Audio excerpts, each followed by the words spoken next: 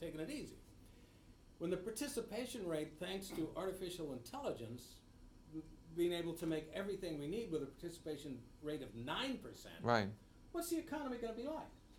How do you, in an ethical way, figure out what the distribution of all the wealth created by all these great robots and automated things and software systems, how do we decide how that gets distributed?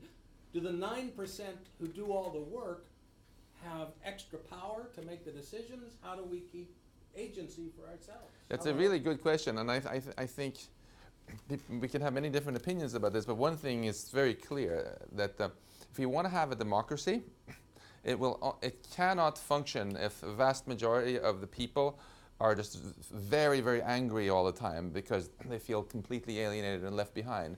So we've seen so many examples of that in history where democracies can flourish if everybody feels at least that things are going in the right direction for them and there's some hope.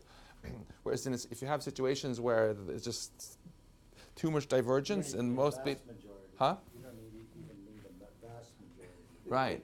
To be unhappy. I agree, and I think, electoral college. and I think this means that, even though most of the time when people talk about helping those in need, they do it out of compassion, and that's the argument. We should be nice to people. There is a different argument also, which is we should do it because that's the only way we can have a flourishing democracy.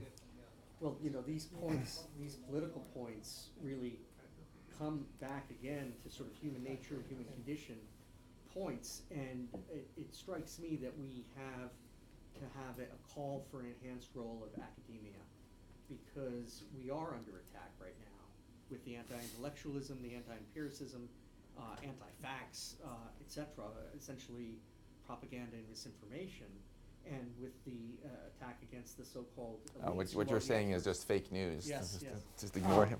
What's striking is I remember I was a student at Dartmouth and John Kemeny was the president then, and a pioneer early in computer science and co-developing BASIC. And I'll never forget, in convocation or something, he made a real call for the importance of knowledge in essentially what we call STEM fields now in policymaking, as illustrated by yourself, profoundly. And I think that if we stay passive, and we are under attack in an misinformation campaign, then academia will not only have its endowments cut, so we can't give scholarships to people and have grad students be taxed, as they're proposing to do, although hopefully that's going to go away. But in fact, we will have less and less of a voice. And so I think that part of what we can do as a group, as a community here, being so academically based from all of our various academies, is to be proud of that and to actually try to show that that people who are experts, can actually be helpful and have the best interests of regular people in mind. Can I say a word or two here? I have a 5-hour drive. Thank you all.